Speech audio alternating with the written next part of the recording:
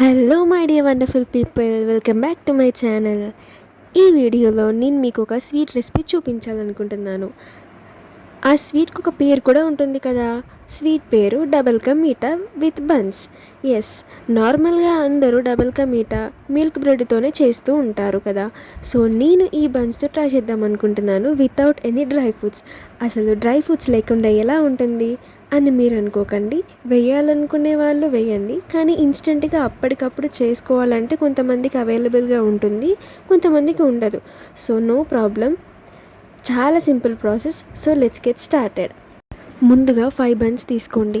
ఒక్కొక్క బన్ని 4 పీసెస్ కింద కట్ చేయండి. మరీ 5-6 చేస్తే పొడి పొడిగా వస్తూ ఉంటుంది, అంత బాగుండదు. సో ఒక బన్కి 4 పీసెస్ చాలు. ఇలా అన్ని బన్స్ని 4 పీసెస్ కట్ చేయండి. నెక్స్ట్ స్టవ్ ఆన్ చేసి ప్యాన్ పెట్టేసి 1 టేబుల్ స్పూన్ గీ వేయండి. అలాగే ఇంతకుముందు కట్ చేసి పెట్టుకున్న బన్ పీసెస్ని అయితే యాడ్ చేయండి.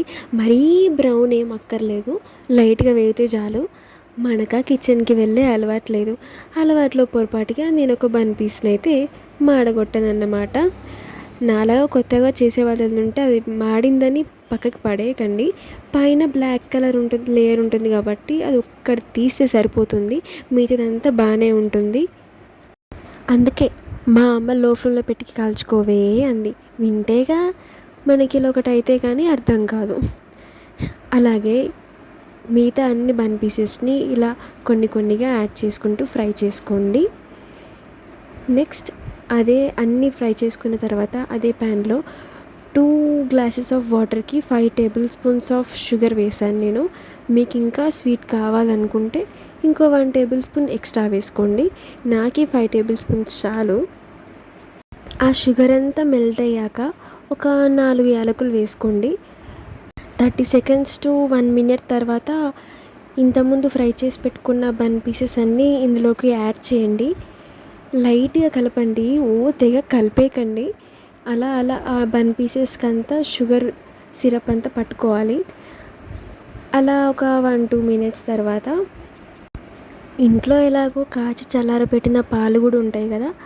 ఒకవేళ లేకపోయినా కానీ పాల ప్యాకెట్ తెచ్చుకొని ఆ మిల్క్ని బాయిల్ చేసి ఇందులో యాడ్ చేయండి. నేను ఒక 2 గ్లాసెస్ ఆఫ్ మిల్క్ తీసుకున్నాను, సరిపోద్ది. ఇంకా కావాలనుకుంటే వేయండి. తర్వాత ఇందులో ఒక 1 టేబుల్ స్పూన్ ఆఫ్ నెయ్యిని కూడా యాడ్ చేయండి. ఇది వేస్తే చాలా బాగుంటుంది, మీకు కూడా నచ్చుతుంది. లైట్గా అలా కలపండి అంతే. ఒక 1-2 మినిట్స్ తర్వాత స్టవ్ని అయితే కట్టేయండి. మీకు వేడిగా తినాలనిపిస్తే అప్పటికప్పుడు వేడిగా సర్వ్ చేసుకొని తినండి. నాకు చల్లగా తినాలనిపించింది, అందుకే కొద్దిసేపు అలా ఫ్రిడ్జ్లో పెట్టేసి తిన్నా అన్నమాట.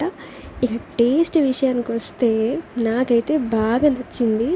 సేమ్ మిల్క్ బ్రెడ్తో ఎలా చేస్తారో అదే వచ్చింది. నాకైతే ఈ బ్రెడ్డే బాగా నచ్చింది. ఇక నెక్స్ట్ టైం నుంచి ఈ బ్రెడ్తోనే చేస్తాను. మీరు కూడా ట్రై చేయండి, మీకు కూడా బాగా నచ్చుతుంది. మరి తర్వాత ఏంటి, ఏముంది, మీకు ఈ వీడియో నచ్చితే లైక్ చేయండి, షేర్ చేయండి, కామెంట్ చేయండి. ఇలాంటి ఇంట్రెస్టింగ్ వీడియోస్ కోసం మన ఛానల్ అయితే సబ్స్క్రైబ్ చేయండి. Bye my dear friends.